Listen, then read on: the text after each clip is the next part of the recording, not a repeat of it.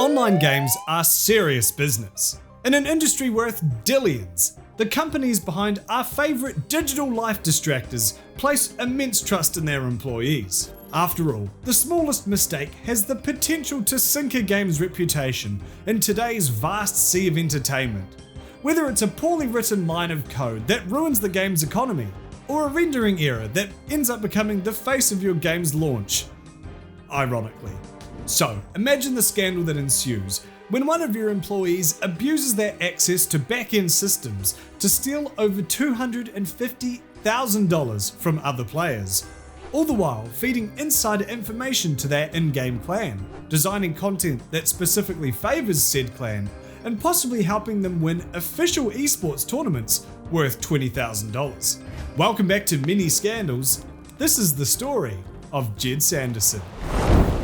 Clans in massively multiplayer online role-playing games can be a force for good, bringing together groups of similarly smelling players to complete content and score fantastic pants for everyone involved. They can just as easily bring together a group of vindictive, power-hungry people, also known as MMO players, whose lust for pants drives them to commit acts of digital terror against their fellow gamers. Now, your average clan might achieve this by ambushing rival clans trying to complete content, or while they're in the middle of an in-game funeral for their real-life friend. But we are not dealing with an average clan. We're dealing with a clan who managed to get one of their own working for the very company that makes the game they play. This is how you truly enact a reign of terror. In RuneScape, Reign of Terror, or ROT, is an infamous RuneScape clan that try their hardest to live up to their name, which is quite easy to accomplish in a game where you get to steal the valuable pants from the players you kill. Clan drama in RuneScape is like a dramatic play put on by the world's sweatiest troupe, complete with mighty battles, undercover characters, crippling betrayals, and a whole lot of dirty play. Reign of Terror was not afraid to play dirty. In fact, that's pretty much all they knew how to play, so I guess it'd be more apt to say that they were afraid to play clean, because that would involve showering. Enter Jed Sanderson. Known as Mod Jed to the community, Sanderson was a junior content developer employed by Jagex, the company that secretes RuneScape. Mod Jed was a member of Reign of Terror prior to being hired, and while you might think that Jagex could see this as a conflict of interest, surely no one would prioritize their in-game clan over their career. Despite being a reasonable assumption to make, it's believed that he was able to abuse his position within the company to aid both his clan and especially himself in multiple ways. For example, Jed was initially met with praise from the community, who were impressed with his contribution to the Monkey Madness 2 quest and the passion he seemed to exude for the game. Unfortunately, some of this Monkey Madness 2 may have rubbed off on him, because it seems as though his passion was less so for the game and more for Reign of Terror.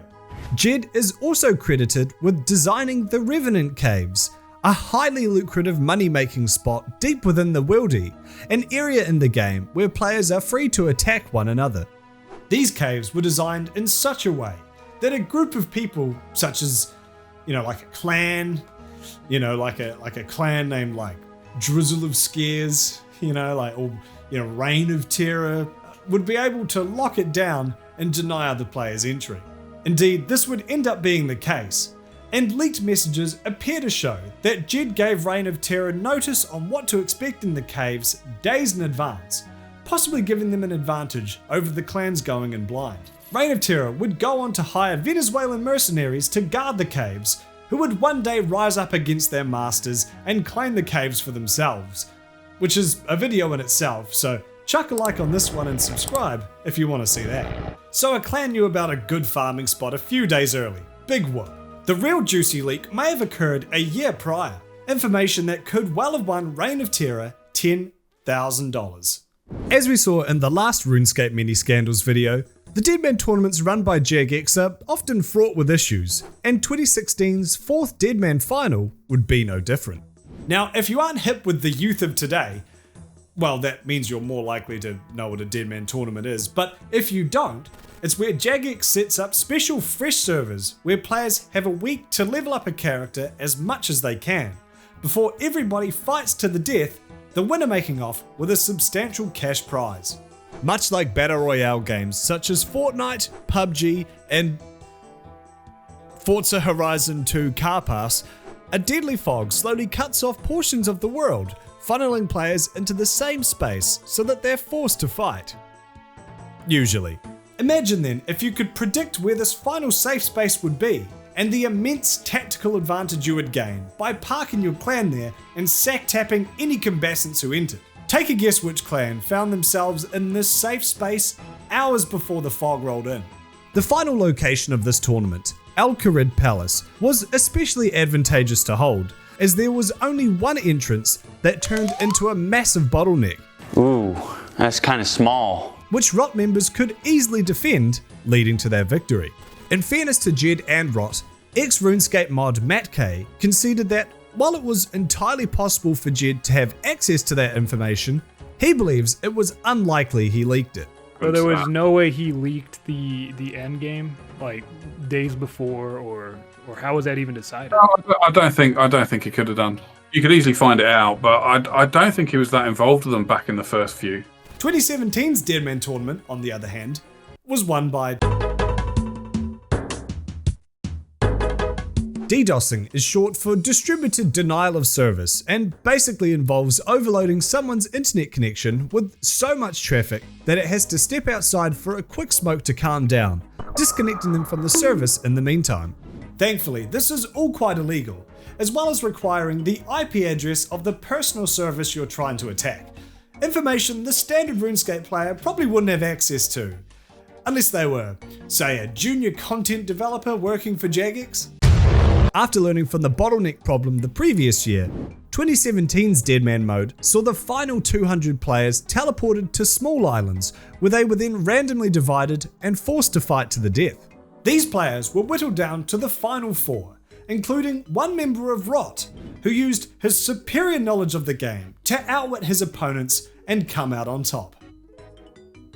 Is what I would like to say, but instead, both of his opponents mysteriously disconnected mid-fight, making them easy targets for him to clean up and claim first place.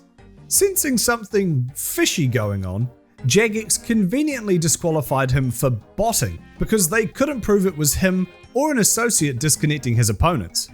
Well, and because he was botting.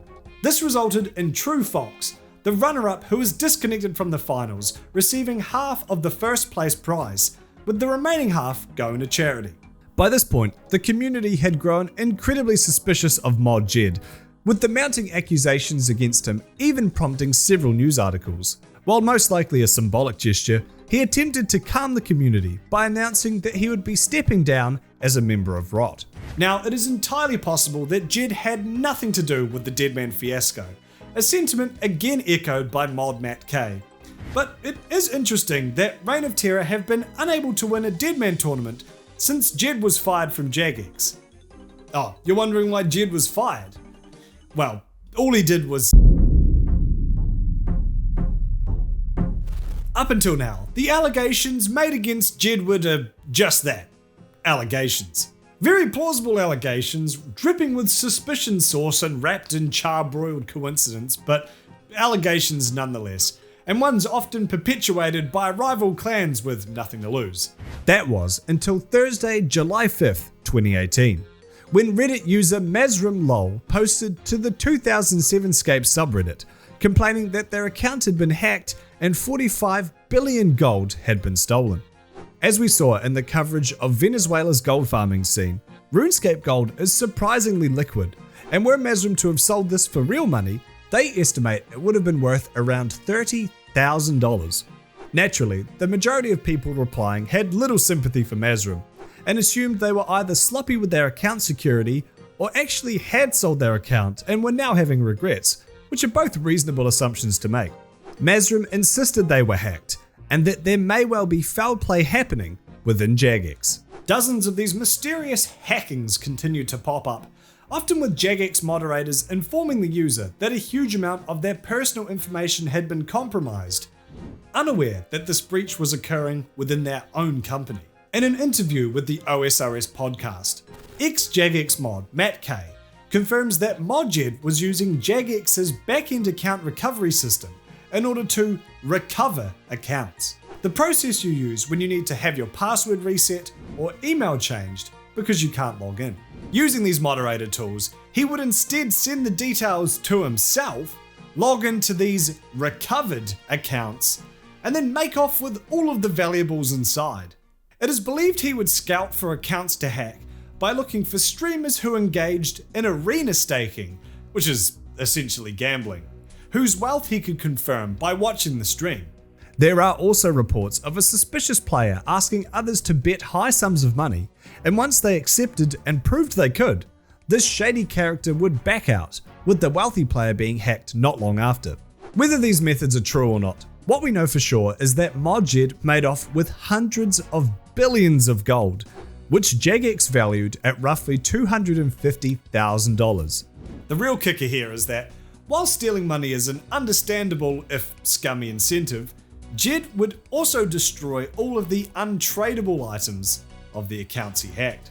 This provided no benefit to him, but some members of the community believe that he was doing this in order to hamstring rival clan members. Even worse, in order to access their back-end account recovery system, Jed would impersonate other employees at Jagex. Because he was pretending to be other people and he was faking his profile as somebody else, the people who are responsible for making those decisions called into meetings and disciplinary meetings saying, look, you've given away this account, you shouldn't have done that. Because that's how strict the password requests are. If you grant password requests, it gets checked. And if it's done incorrectly and too many are done, you end up losing your job. And there were people on the cusp of losing their job because what he was doing. And he didn't give a monkey's about that. He was just worried about getting the money. Whether Reign of Terror was involved in this process or not is unknown. But let me know what you think in the comments. Following an investigation, Jagex put out an important announcement, which goes over the situation in exceptionally vague terms. They state that an employee has been dismissed following gross misuse of moderator privileges. While no names are specifically mentioned, it didn't take players long to discover that ModJed's Twitter account had been banned along with his personal RuneScape account. The players who had their golden items stolen also found them fully restored. This is an exceptionally rare move from Jagex, who didn't even restore items during the infamous Falador massacre. But given the extremely bad press that Jed had generated for them, I imagine they wanted to reassure the community that you're not going to permanently lose your items due to a rogue J-mod. Years later, Jed managed to successfully argue in court that he was unfairly dismissed by Jagex. The UK has very strong laws around sacking employees, and while the judge agrees that Jed's behaviour would have resulted in his dismissal either way, Jed argued that the process that Jagex took to investigate his misbehaviour was heavily biased. Essentially, Jagex went into the investigation of the stolen gold with Jed already pinned as the likely suspect, searching for evidence they could link to him instead of investigating the stolen gold and seeing where the evidence led. Jed was hoping to win back both his job and the wages he had lost during the period of his unfair dismissal. But since the judge concluded that he would have lost his job whether the investigation was done correctly or not, he was denied these unpaid wages. As for getting his job back, well, no. He did manage to walk away with £1,008 for his troubles, a fraction of the 217,000 quid that the document alleges he stole. Realising he had committed career seppuku thanks to the mountains of bad press that pop up when you Google his name, Jed Sanderson went on to double name change in real life, possibly to something like Ted Sanderson or Ned Flanderson or Steve. If you apply for a job as Jed Sanderson and they just type your name into Google, all you get is pages and pages of what he did. So he was never getting a job, so he had to change his name. Reign of Terror would continue on their reign of terror. Jagex would go on to run Deadman tournaments with just as much drama as when Jed worked there, before retiring the mode in 2020. Many kudos would continue his long tradition of not knowing how to end a video. After some more wacky MMO drama, why not choose between my other RuneScape Scandals video or my World of Warcraft Scandals video?